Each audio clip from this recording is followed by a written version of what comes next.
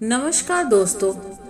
सोचिए एक दिन ऐसा जब भगवान विष्णु स्वयं आपके व्रत से इतने प्रसन्न हो जाएं कि जीवन भर के संतान सुख का आशीर्वाद दे दें। और वही दिन होता है पुत्रदा एकादशी का शुभ दिन। आइए जानते हैं कि पुत्रदा एकादशी कब है। 4 अगस्त को सुबह 11:41 पर सावन माह के शुक्ल पक्ष की एकादशी तिथि की शुरुआत होगी और 5 अगस्त को दोपहर 1:12 पर शुक्ल पक्ष की एकादशी तिथि का समापन होगा। इस प्रकार 5 अगस्त को पुत्रदा एकादशी मनाई जाएगी और वहीं 4 अगस्त को सावन महीने का अंतिम सोमवार का व्रत मनाया जाएगा। तो आइए पुत्रदा एकादशी की व्रत कथा आरंभ करते हैं। महाराज युधिष्ठिर ने पूछा, हे भगवान, आपने सफला एकादशी का महात्म्य बताकर बड़ी कृपा की। अब कृपा करके यह बतलाइए कि पौष शुक्ल एकादशी का क्या नाम है, उसकी विधि क्या है और उसमें कौन से देवता का पूजन किया जाता है। भक्त वत्सल भगवान श्री कृष्ण बोले, हे राजन, इस एकादशी का नाम पुत्रदा एकादशी है। इसमें भी नारायण भगवान की पूजा की जाती है। इस चर और अचर संसार में पुत्रदा एकादशी के व्रत के समान कोई दूसरा व्रत नहीं है। इसके पुण्य से मनुष्य तपस्वी, विद्वान और लक्ष्मीवान होता है। इसकी मैं एक कथा कहता हूँ, सो तुम ध्यान पूर्वक सुनो। भद्रावती नामक नगरी में सुकेतुमान नाम का एक राजा राज्य करता था। उसके कोई पुत्र नहीं था। उसकी स्त्री का नाम शैव्या था। वह निपुत्री होने के कारण सदैव चिंतित रहा करती थी। राजा के पितर भी रो रो कर पिंड लिया करते थे कि इसके बाद हमको कौन पिंड देगा। राजा को भाई, बांधव, धन, हाथी, घोड़े, राज और मंत्री, इन सब में से किसी से भी संतोष नहीं होता था। वह सदैव यही विचार करता था कि मेरे मरने के बाद मुझको कौन पिंडदान करेगा। बिना पुत्र के पितरों और देवताओं का ऋण मैं कैसे चुका सकूंगा।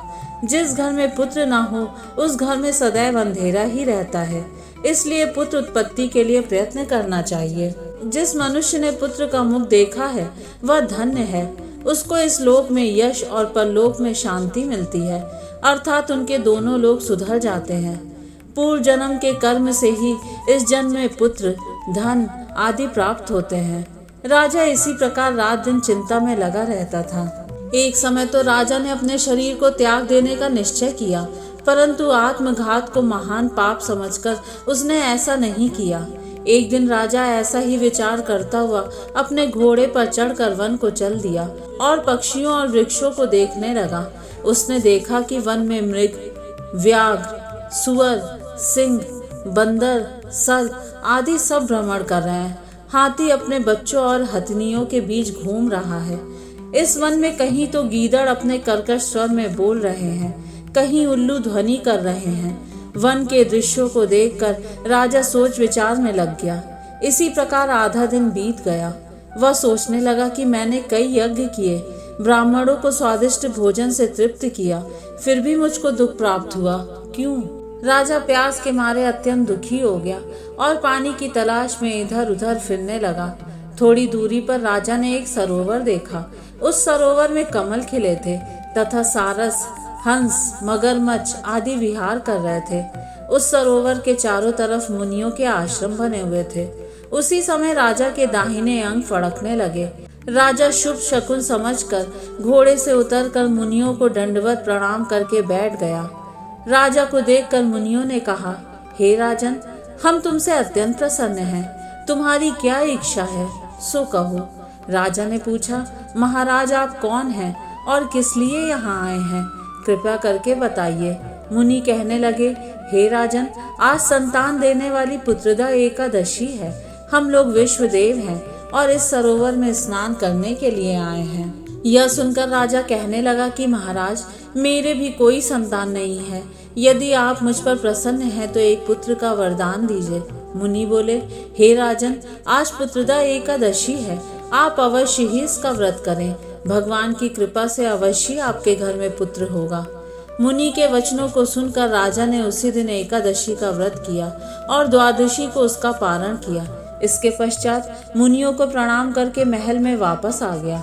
कुछ समय बीतने के बाद रानी ने गर्भ धारण किया और 9 महीने के पश्चात उनके एक पुत्र हुआ। वह राजकुमार अत्यंत शूरवीर, यशस्वी और प्रजापालक हुआ। श्री कृष्ण बोले, हे राजन, पुत्र की प्राप्ति के लिए पुत्रदा एकादशी का व्रत करना चाहिए।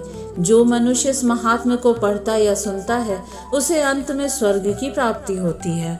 तो इस 5 अगस्त को जब आप श्रद्धा से पुत्रदा एकादशी का व्रत करें और 4 अगस्त को सावन के अंतिम सोमवार पर शिव शंकर का जलाभिषेक करें, तो बस एक बात याद रखिए, ये दिन सिर्फ पूजा पाठ के नहीं बल्कि भाग्य को बदलने वाले संयोग के हैं। भगवान शिव और भगवान विष्णु जब एक साथ कृपा बरसाएं तो न सिर्फ संतान सुख मिलता है बल्कि जीवन में सुख, शांति और समृद्धि की वर्षा होना तय है। अगर आपको ये कहानी अच्छी लगी हो तो वीडियो को लाइक और मेरे चैनल को सब्सक्राइब जरूर कर दीजिएगा।